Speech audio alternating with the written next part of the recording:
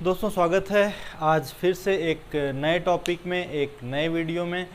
हम लोग जैसा कि आपको मालूम है कि भारतीय राष्ट्रीय स्वतंत्रता आंदोलन पढ़ रहे हैं और उसी कड़ी में आज एक नया वीडियो लेके आया हूं मैं आपके सामने। और दो इम्पॉर्टेंट टॉपिक हैं, उसको आज हम लोग कवर करेंगे। पहला है स्वराज दल, बहुत इम्पॉर्टेंट टॉपिक है, इससे प्रश्न आते ही हैं। और एक है साइमन कमीशन। ये दो टॉपिक को आज हम लोग समझेंगे, डील करेंगे। और भारतीय राष्ट्रीय कांग्रेस और भारतीय राष्ट्रीय स्वतंत्रता आंदोलन में इन दोनों घटनाओं का क्या महत्व है और हमारी परीक्षा के दृष्टिकोण से क्या महत्व है, इसकी चर्चा आज हम लोग करेंगे। तो पहले देखते हैं स्वराज दल। स्वराज दल का गठन 1 जनवरी 1923 को हुआ था, ये चीज़ हमको याद रखना है। और हमको जैसे कल के वीडियो में, पिछले वीडियो में हम लोगों ने ये देखा था कि असहयोग आंदोलन चल रहा था। असहयोग आंदोलन अपने किस पर था, चरम पर था। और उसी समय क्या हो गया, 5 फरवरी 1922 को चौरी चौरा की घटना हो गई और अचानक से गांधी जी ने क्या कर दिया, उस आंदोलन को वहीं पर समाप्त कर दिया। तो इसी कड़ी में आप देखिए कि देश बंधु चित्तरंजन दास, ये एक बहुत ही प्रसिद्ध क्रांतिकारी हैं। तो देश बंधु चित्तरंजन दास, मोतीलाल नेहरू, विट्ठल भाई पटेल, मदन मोहन मालवीय और जयकर भी ऐसे नेता हैं जो गांधी जी के इस कदम से संतुष्ट नहीं थे। मतलब गांधी जी ने चौरी चौरा कांड के कारण जो पूरे असहयोग आंदोलन को बंद कर दिया, तो ये जो सारे नाम लिखे हुए हैं ये लोग भी इनसे सहमत नहीं थे और इसी कारण स्वराज दल का गठन हुआ। ठीक है, गठन हुआ इलाहाबाद में। इसके अध्यक्ष बनाए गए देश बंधु चित्तरंजन दास, जिनको CR दास के नाम से भी जानते हैं।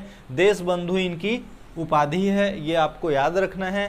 सचिव बनाए गए मोतीलाल नेहरू, जवाहरलाल नेहरू के पिताजी, प्रसिद्ध क्या थे, ये अधिवक्ता थे और इन्होंने वकालत का त्याग भी किया था। पिछली घटनाओं में हम लोग देखे थे, इसको आप रिकॉल कर लीजिएगा। स्वराज दल के जो प्रमुख और सक्रिय सदस्य थे वे थे विट्ठल भाई पटेल, मदन मोहन मालवीय और जयकर। वैसे तो बहुत सारे सदस्य थे, इतने लोगों में तो कोई दल चलेगा नहीं, लेकिन ये लोग बहुत ही महत्वपूर्ण थे जिनका नाम याद रखना हमारे लिए आवश्यक है। कारण जैसा कि मैंने पहले ही बताया कि असहयोग आंदोलन अचानक से बंद हो गया, ये एक वैक्यूम आ गया, उसको फुलफिल करने के उद्देश्य से स्वराज दल का गठन हुआ। लेकिन आपको एक चीज़ याद रखना है कि इनमें से किसी भी व्यक्ति ने स्वराज दल की स्थापना के कारण कांग्रेस को छोड़ा नहीं था। ठीक है, ये कांग्रेस के सक्रिय सदस्य बने रहे, भले ही इन्होंने स्वराज दल की स्थापना की। ठीक है, अब देखते हैं इसका उद्देश्य क्या था। तो इसका उद्देश्य कांग्रेस से अलग था। कांग्रेस से कैसे अलग था, ये सरकार में प्रवेश चाहते थे, मतलब सीधे जनता के समक्ष उपस्थित होकर उनके सामने अपनी बात रखकर मतदान के माध्यम से सीधे कहाँ पहुँचना चाहते थे, असेंबली में पहुँचना चाहते थे, ताकि भारत के पक्ष में ये क्या बना सके, कानून बना सकें और ब्रिटिशर्स को ये एक संदेश दे सकें कि भारत के पास, भारतीयों के पास स्वयं के कानून बनाने की ताकत है। ठीक है, अब देखिए कि सफलता इनको कहाँ मिली। तो इनको उत्तर प्रदेश के चुनाव में सफलता मिली, मुंबई में मिली और मध्य प्रदेश में मिली। 42 सीटें ये ले आए, कितने में, 101 में, लगभग 50%, 40% मान सकते हैं। और इतने ही में इन लोगों को उत्तर प्रदेश, मुंबई और मध्य प्रदेश जैसे स्थानों में सफलता मिली।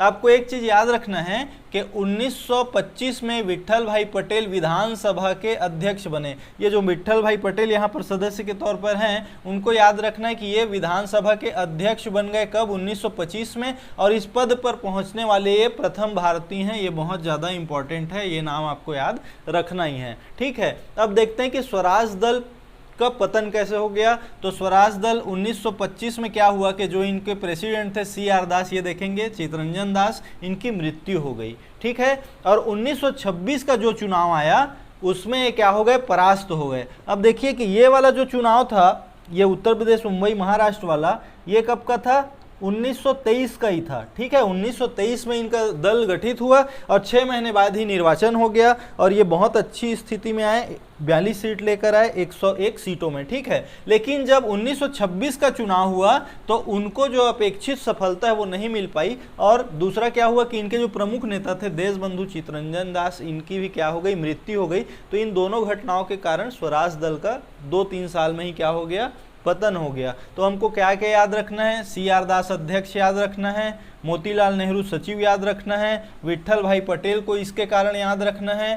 ठीक है, पहले भारतीय के कारण, और 1926 का चुनाव, 1923 का चुनाव, ये सब हमको क्या करना है, याद रखना है। अगर PSC मेंस में भी 2 नंबर 4 नंबर का अगर क्वेश्चन आता है तो आप बहुत इन फैक्ट्स के आधार पर बहुत अच्छे से अपना आंसर लिख सकते हैं। PSC प्रीलिम्स और व्यापम और सब इंस्पेक्टर के लिए तो इम्पॉर्टेंट है ही है। ठीक है, उसके बाद एक देखेंगे साइमन कमीशन।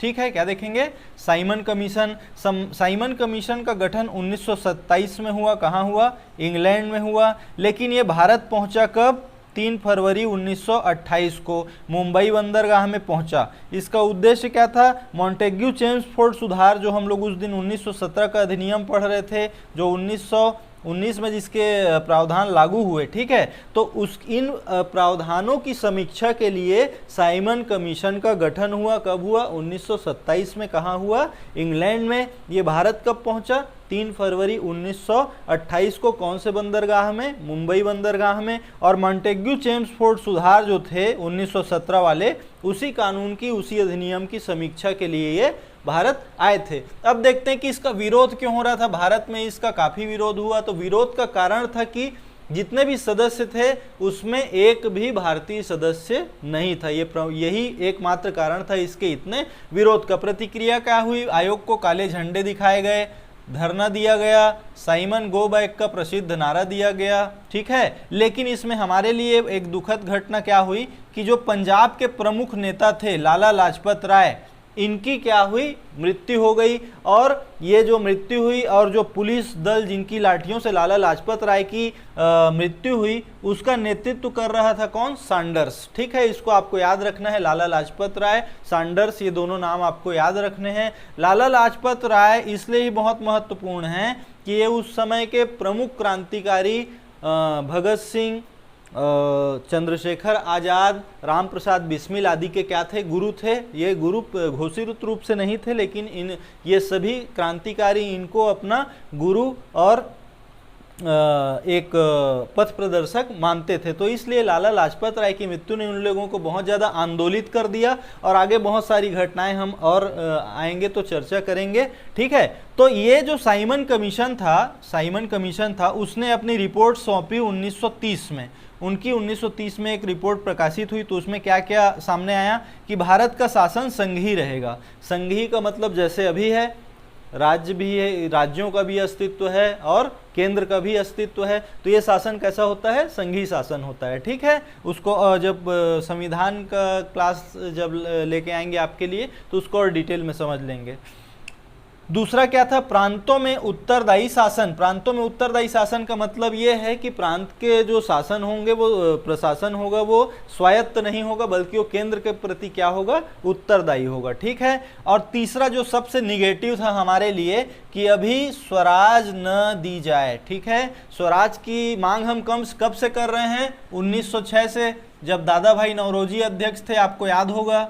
ठीक है, तब से कर रहे थे। और इन लोग क्या कर रहे थे कि 1930 की रिपोर्ट में क्या बोल रहे हैं कि अभी स्वराज नहीं दी जाए, जो हमारे लिए सबसे ज़्यादा क्या था, निगेटिव था, घातक था।